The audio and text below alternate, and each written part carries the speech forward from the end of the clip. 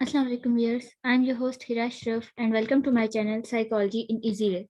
आज हम इस अपनी वीडियो में 50 साइकोलॉजी के MCQ में पढ़ेंगे और ये जो हम साइकोलॉजी के MCQs करेंगे ये हम कारवान की बुक से करेंगे। कारवान MCQs की बुक है बाय हामिद खलील, बहुत अच्छी बुक है। ये लेक्चरशिप के जो भी टेस्ट होते हैं उनमें काफ़ी फ़ायदेमंद होती है।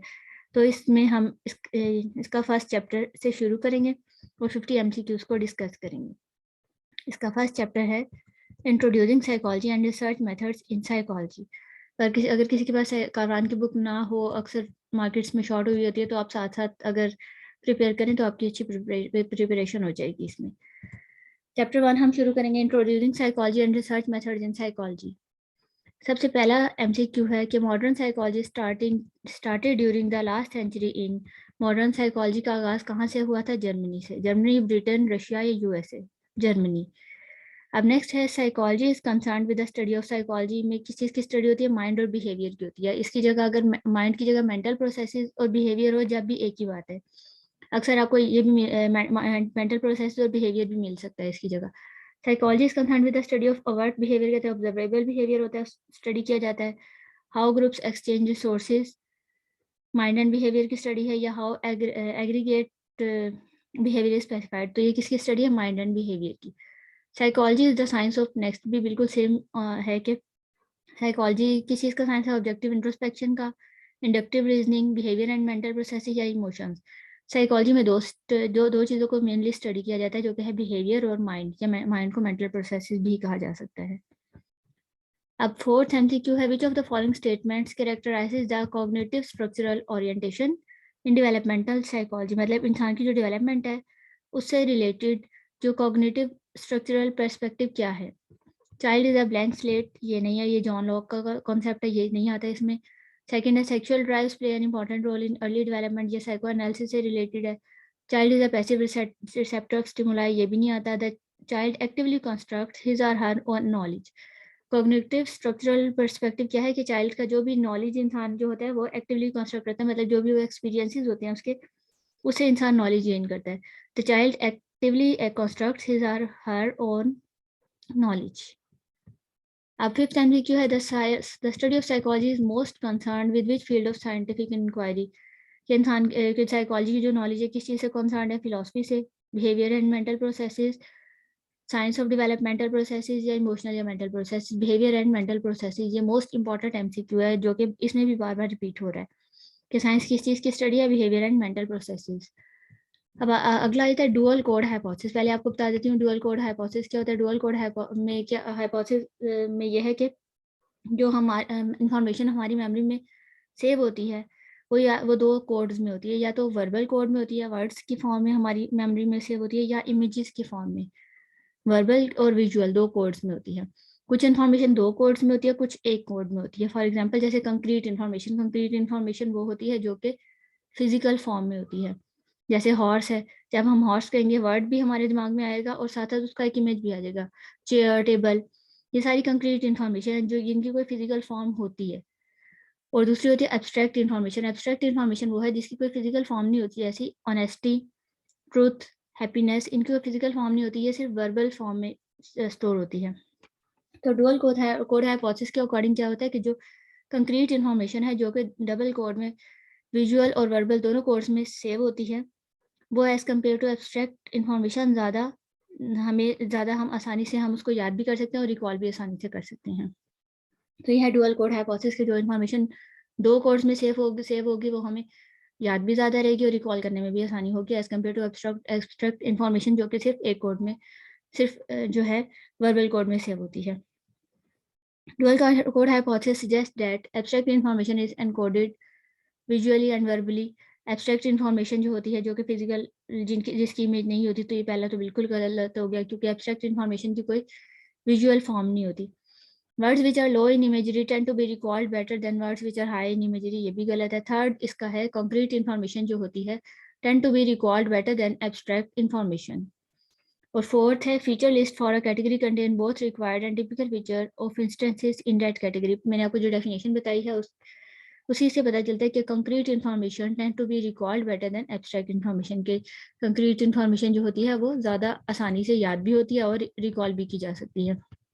अब 7th MCQ है, an experimenter who has been carefully trained in the techniques of self observation.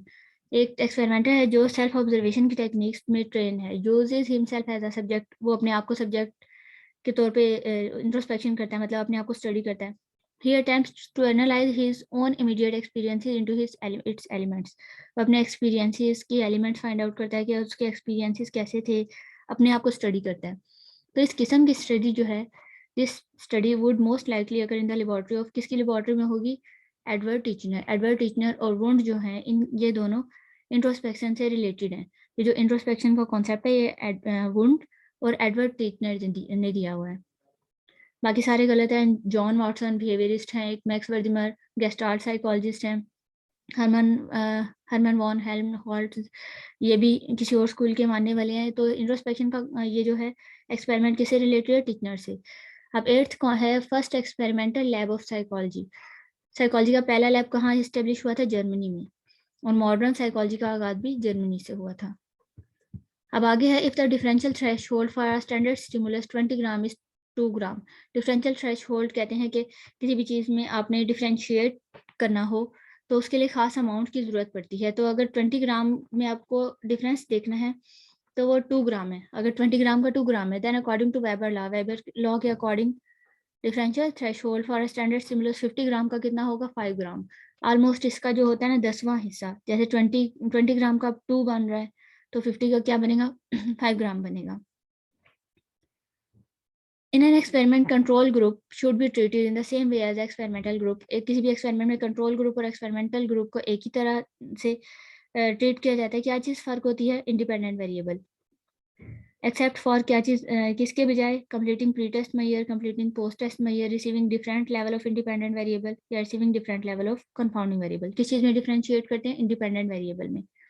Independent variable के जो लेवल्स होते हैं, एक को हम ट्रीटमेंट देते हैं, दूसरे को नहीं देते, तो इस चीज़ में फर्क करते हैं कंट्रोल ग्रुप और treatment group. A behaviourist psychologist is interested in behaviour. Behaviourist psychologist जो होते हैं वो किस तरह के बिहेवियर में इंटरेस्टेड होते हैं? जो कि ऑब्जर्वेबल हो। ऑर्गेनिज्म चूजेस टू परफॉर्म, जो कि इंसान खुद चूज करे। कैन बी इन्फर्ड, इस part of conscious experience, conscious experience का पार्ट हो। तो किस तरह के ऑब्जर्वेबल बिहेवियर में इंटरेस्टेड होते हैं? बिहेवियरिस्ट का मानना है कि जो भी साइकोलॉजी जस्ट उनके अकॉर्डिंग जो मोस्ट इंपॉर्टेंट चीज़ है वो ऑब्जर्व्ड बिहेवियर, जो कि बिहेवियर नजर आ रहा है। A researcher wishes to run an experiment. एक रिसर्चर एक एक्सपेरिमेंट करना चाह रहा है, but is concern that variation in the subject intelligence quotient might confound the result.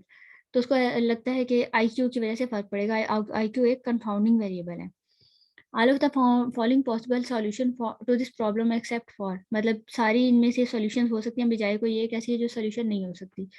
Using a match subject design, मतलब मैच सब्जेक्ट डिजाइन में मतलब दोनों में IQ जो है ना सेम रख दें अगर दोनों ग्रुप्स में।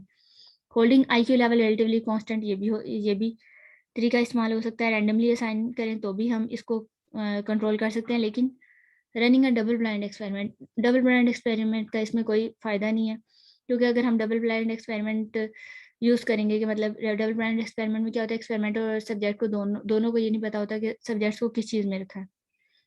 तो अगर हम डबल ब्लाइंड एक्सपेरिमेंट यूज़ करेंगे तो कंफाउंडिंग का IQ का ज़्यादा प्रॉब्लम आ सकता है कि अगर एक्सपेरिमेंट को पता ही नहीं है कि उसने सब्जेक्ट्स रख लिए किस किस ग्रुप्स में रखे हैं, और एक सब्जेक्ट एक ग्रुप में अगर ज़्यादा IQ वाले चले जाते हैं, एक में कम, तो ज़्यादा चांस होता है। तो IQ को कैसे कंट्रोल किया जा सकता है? तीनों मेथड से किया जा सकता है सिवाय डबल ब्लाइंड के। अब नेक्स्ट MCQ है 13th MCQ। Researcher wants to test the hypothesis.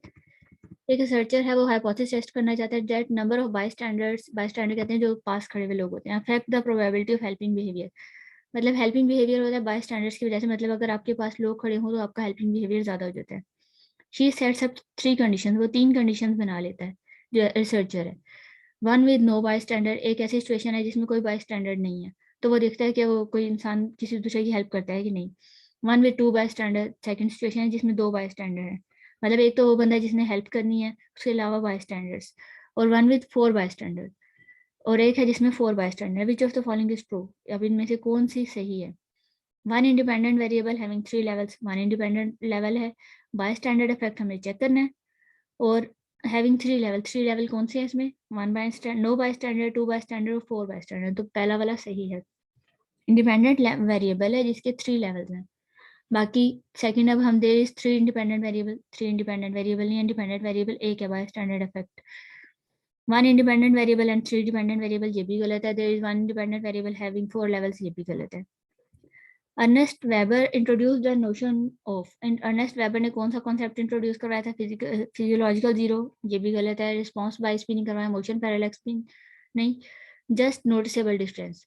Ernest Weber ने कौन सा कॉन्सेप्ट इंट्रोड्यूस करवाया था? Just noticeable difference. इसको हम डिफरेंस थ्रेशोल्ड भी कहते हैं। अगर इसकी जगह डिफरेंस थ्रेशोल्ड आ जाए तो वो भी सही होगा। एक ही चीज होती है, जस्ट नोटिसेबल डिफरेंस और डिफरेंस थ्रेशोल्ड एक ही चीज होती है।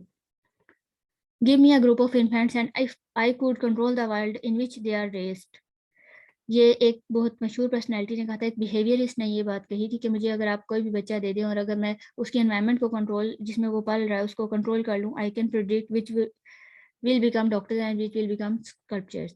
तो मैं ये बता सकता हूँ कि कौन उनमें से बड़ा होकर डॉक्टर बनेगा, कौन स्कल्पचर बनेगा, कोई कुछ भी क्या बनेगा।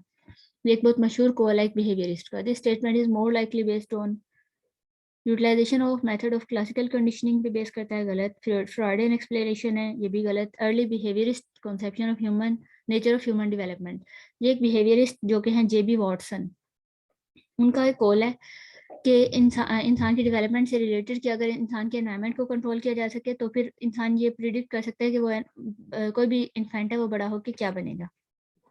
तो ये बिहेवियरिस्ट कॉन्सेप्शन है। आगे डी है फंक्शनलिस्ट एम्फेसिस, वो भी गलत है।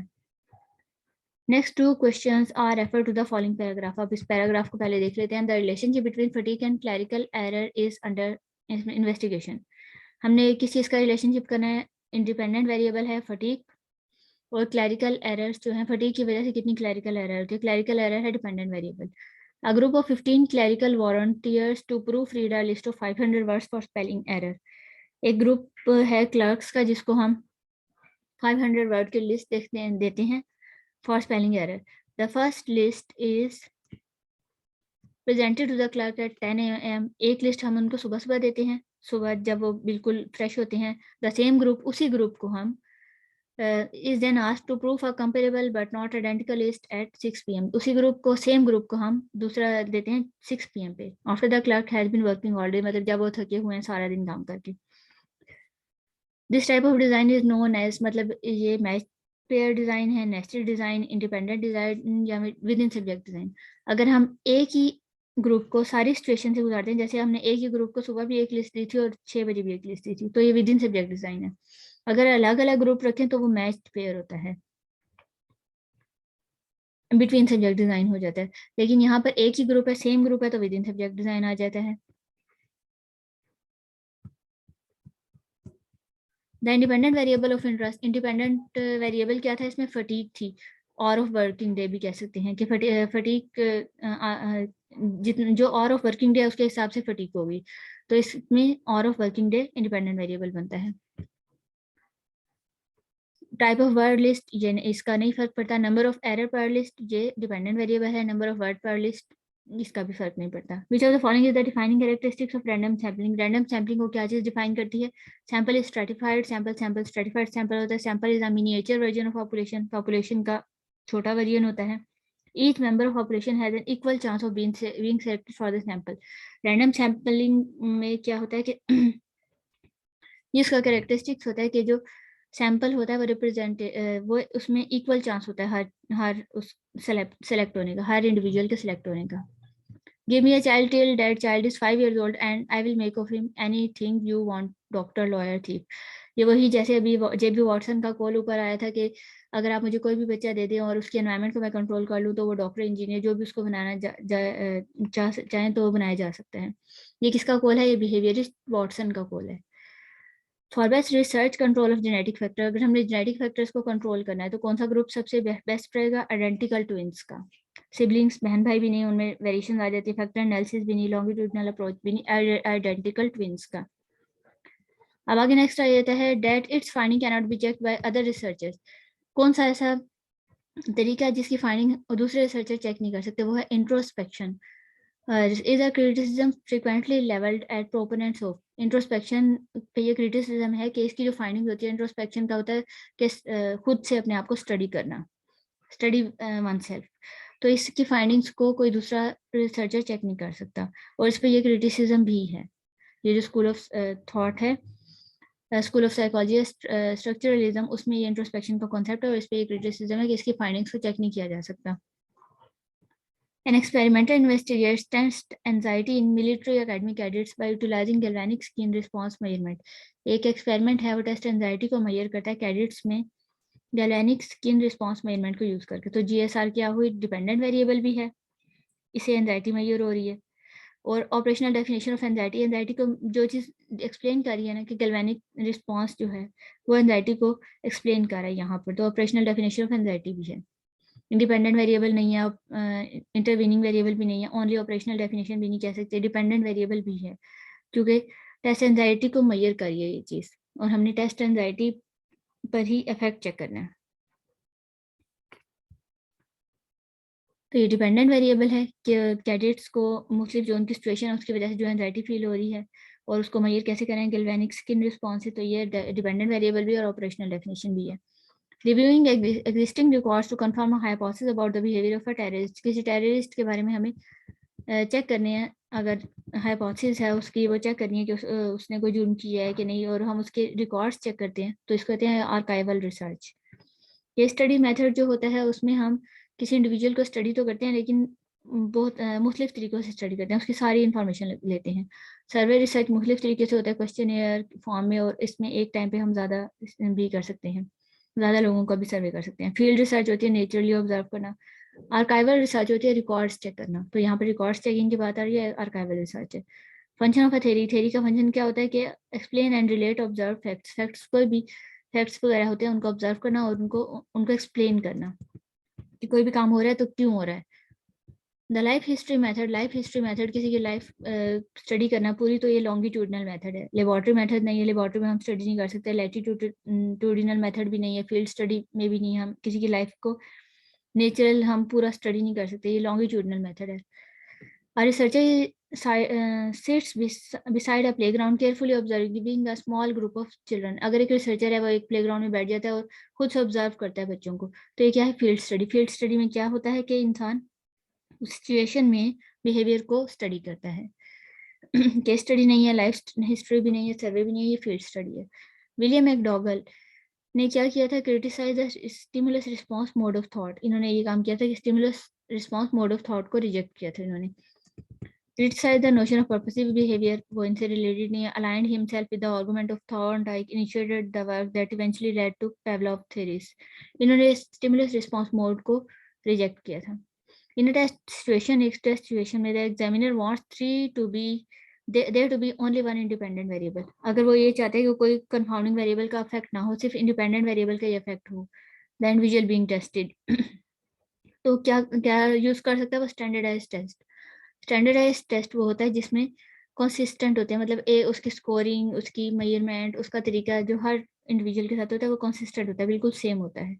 स्टैंडर्डाइज्ड टेस्ट उसको कहते हैं, जिसको अप्लाई हम एक स्टैंडर्डाइज्ड तरीके से करते हैं, उसकी स्कोरिंग, उसकी इंटरप्रिटेशन हर इंडिविजुअल के साथ सेम होती है। Which of the following is no longer considered as scientific method, जिसको साइंटिफिक मेथड नहीं समझा जाता। अभी ऊपर भी हमने देखा था कि क्रिटिसिज्म की चीज़ पर, इंट्रोस्पेक्शन पे, स्टडी ऑफ वन सेल्फ, कि अपने आप को स्टडी करना। क्यों? क्योंकि लोग इसको दूसरे रिसर्चर इसको वैलिड उसको चेक नहीं कर सकते कि ये चीज़ सही भी है कि नहीं, तो इस वजह से इसको एक साइंटिफिक मेथड कंसिडर नहीं किया जाता। Between subject design is less efficient, between subject design वो होता है जिसमें दो ग्रुप्स हों। Then within subject design वो होता है जब एक ही ग्रुप है, उसमें उसको हम हर कंडीशन से गुजारते हैं। बिटवीन सब्जेक्ट डिज़ाइन में दो ग्रुप्स होते हैं, हम एक को एक कंडीशन से गुजारते हैं, दूसरे को दूसरी कंडीशन से गुजारते हैं। अगर हमने कॉफ़ी का हमने इफेक्ट चेक करना है स्लीप पे, कि कॉफ़ी पीने से नींद आती है कि नहीं, तो अगर हम एक ही ले लें, सब्जेक्ट हमारा एक ही है, उसको हम पहले एक दफ़ा कहते एक दिन हम उसको कॉफ़ी पिलाते हैं, फिर हम उसकी स्लीप चेक करते हैं, दूसरे दिन हम उसको कॉफ़ी नहीं पिलाते और फिर उसकी स्लीप चेक करते हैं, तो ये विद इन सब्जेक्ट डिज़ाइन है, एक ही इंडिविजुअल पे हमने सारा एक्सपेरिमेंट किया। जबकि बिटवीन सब्जेक्ट में एक को हम एक कंडीशन से गुजारते हैं, एक सब्जेक्ट को हम कॉफ़ी पिलाते हैं, दूसरे को नहीं पिलाते, हम दो अगर सब्जेक्ट्स ले लेते तो बिटवीन सब्जेक्ट है, या दो ग्रुप्स ले लेते हैं। तो बिटवीन सब्जेक्ट डिज़ाइन में क्या प्रॉब्लम होती है, it must deal with differences among subjects differences आ जाते हैं, सब्जेक्ट्स आपस में डिफर कर सकते हैं। इट हैज़ मोर सब्जेक्ट्स, ये भी गलत है। It has less validity, less reliability, less validity, ये भी कुछ हद तक ठीक है, लेस रिलायबल होता है, लेकिन सबसे जो बेस्ट एक्सप्लेन होता है कि इंडिविजुअल डिफरेंसेस आते हैं, क्योंकि ग्रुप्स ज़्यादा होते हैं और ग्रुप्स में वेरिएशन आ सकती हैं। In order to produce effects in experiments, researcher manipulate. किसी चीज़ का इफेक्ट चेक करने के लिए रिसर्चर क्या चीज़ मैनिपुलेट करता है, मतलब डालता है, क्या चीज़ इंट्रोड्यूस करवाता है, वो इंडिपेंडेंट वेरिएबल होता है। इंडिपेंडेंट वेरिएबल को इंट्रोड्यूस करवाता है और उसका इफेक्ट चेक करता है डिपेंडेंट वेरिएबल पे। सब्जेक्ट को इंट्रोड्यूस नहीं करवाता, test variable, dependent variable, independent variable को मैनिपुलेट क्या चीज़ की जाती है, IV। Correlational study, relationship between two variables. Indicate causality, causality कहते हैं cause and effect. Correlation study से कॉज एंड इफेक्ट रिलेशनशिप पता नहीं चलता। Are more valid than laboratory studies, ये भी गलत है। Indicate some relationship between two variable, दो वेरिएबल का रिलेशनशिप बताता है। Involve manipulation of independent variable, correlation studies में मैनिपुलेशन नहीं होती, ये एक्सपेरिमेंटल मेथड्स में होती है। तो कोरिलेशन मेथड क्या करता है, दो वेरिएबल का रिलेशनशिप बताता है। All of the following choices are advantages of field research. Field research अभी ऊपर भी मैंने बताया था कि फील्ड रिसर्च में क्या होता है कि नेचुरल सेटिंग में ही इंसान ऑब्जर्व करता है किसी चीज़ को, किसी के भी बिहेवियर को। तो फील्ड ये सारे फायदे हैं सिवाय एक के। रियल पीपल आर स्टडीज, इंसान का रियल पीपल को स्टडी किया जाता है, सही बात है। Reaction of subjects are more natural, reaction natural होते हैं, उनकी अपनी सेटिंग में हो तो नेचुरल होते हैं, ये भी ठीक है। Behaviour is not influence by the psychologist, behaviour psychologist की मौजूदगी से चेंज इन्फ्लुएंस नहीं होता, ये गलत है। ये भी मतलब ठीक बात है। फील्ड रिसर्च में ये चीज़ होता है कि अगर जो भी सब्जेक्ट है उसको ये पता चले कि साइकोलॉजिस्ट उसको ऑब्जर्व कर रहा है तो उसका बिहेवियर इन्फ्लुएंस हो जाता है। तो ये सारी चीज़ें जो हैं फील्ड एक्सपेरिमेंट्स में होती हैं। There is no appropriate control involve, इसमें कंट्रोल नहीं होता।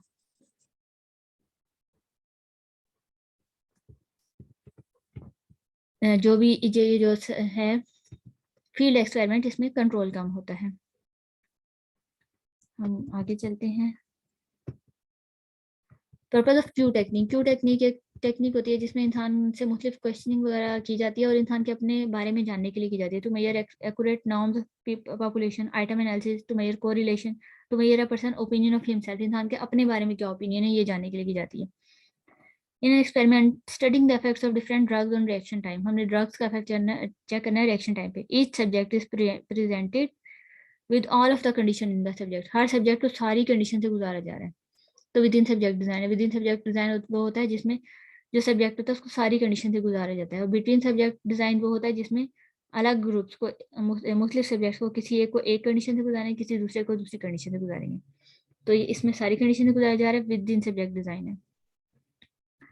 विच of the following best describe correlational analysis को, क्या कौन सी चीज डिस्क्राइब करती है। Measure of causation, cause and effect नहीं होता।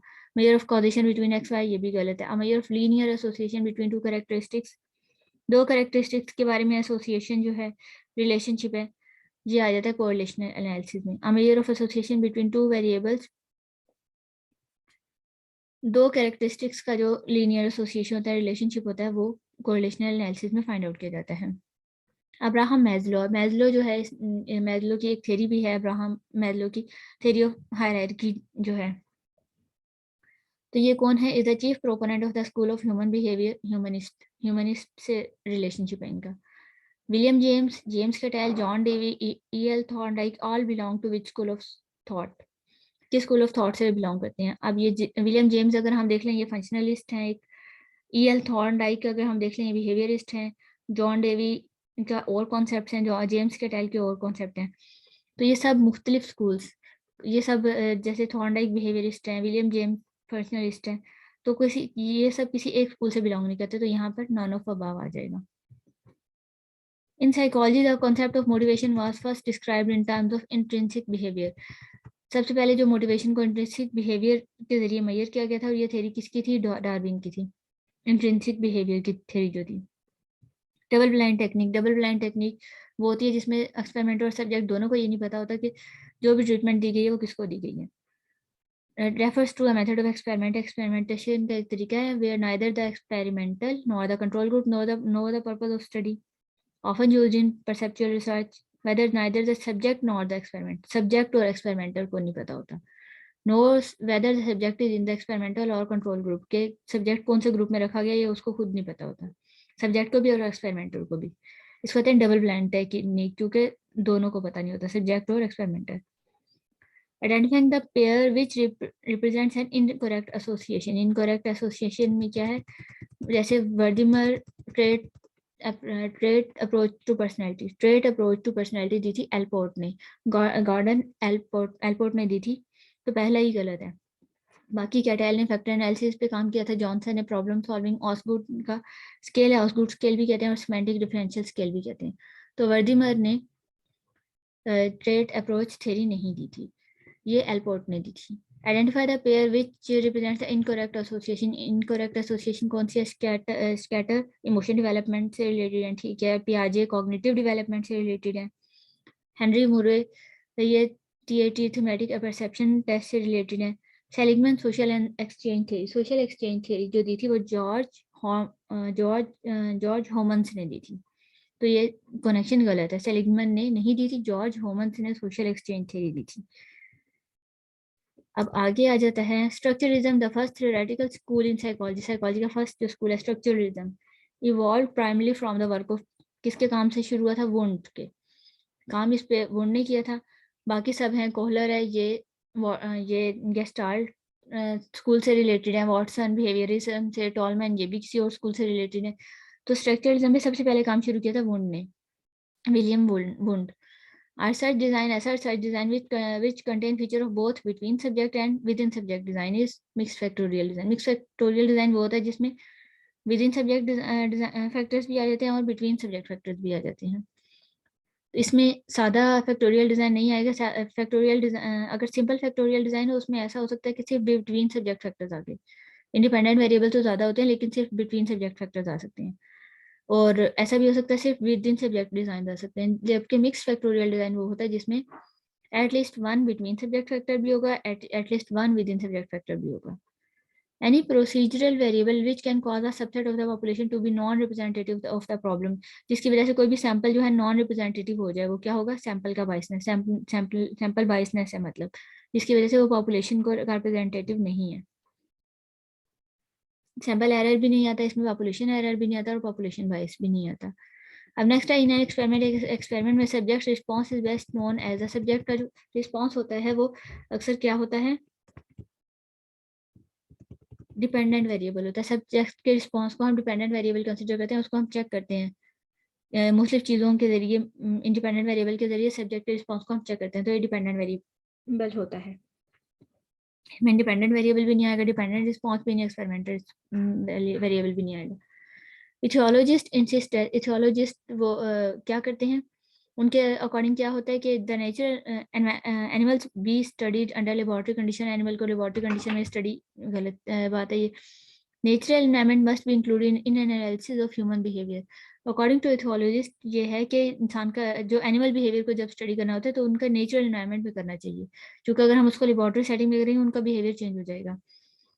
Teaching language to chimps is immortal, ये भी नहीं आता। Evolution is irrelevant to the study of instincts, ये भी नहीं आता।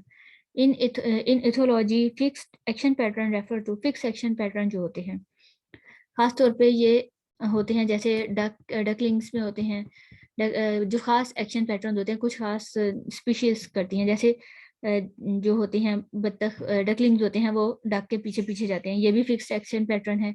इसके अलावा डॉग जो है वो अगर उसके ऊपर पानी हो तो वो अपने आप को फिर झाड़ता है और अपने आप को साफ करता है, तो ये फिक्स्ड एक्शन पैटर्न है कि मतलब हर स्पीशी में कुछ ना कुछ ऐसी बातें होती हैं, ऐसे बिहेवियर्स को कहते हैं इंट्रिंसिक बिहेवियर। स्पोर्ट्स साइकोलॉजी किससे रिलेटेड है, instituting fair rules, danger of injury, improving the player performance और making sure that game is not beyond the capability of players. ये इसमें क्या चीज़ होती है, प्लेयर्स की परफॉर्मेंस को बेटर करने के लिए स्पोर्ट्स साइकोलॉजी होती है कि इंसान के प्लेयर्स की परफॉर्मेंस को किस तरह से बेहतर बनाया जा सकता है। अब पैरासाइकोलॉजिस्ट वो होता है जो पैरानॉर्मल बिहेवियर वो होता है जो गैर मामूली या डिफरेंट बिहेवियर हो, या साइकिक बिहेवियर भी कह सकते हैं, पैरानॉर्मल बिहेवियर को स्टडी करता है। Would study which of the following phenomena, वो किस फिनोमेना को स्टडी करेगा, साइकोकाइनेसिस को, टेलीपैथी, प्रीकॉग्निशन, वो इन सब को स्टडी करता है, all of the above. Parapsychologist paranormal behaviour और उसमें सारे आ जाते हैं, इन सबको स्टडी करता है, तो इसका आंसर क्या है, ऑल ऑफ द अबव। हमने इस वीडियो में फर्स्ट चैप्टर के 50 MCQs किए हैं, इंशाल्लाह अगली वीडियो में हम इससे आगे भी करेंगे। अगर आप साथ साथ इसको प्रिपेयर करेंगे तो आपकी अच्छी प्रिपरेशन हो जाएगी। वीडियो अच्छी लगी है तो चैनल को लाइक और सब्सक्राइब ज़रूर करिएगा। अगली वीडियो तक के लिए अल्लाह हाफ़िज़।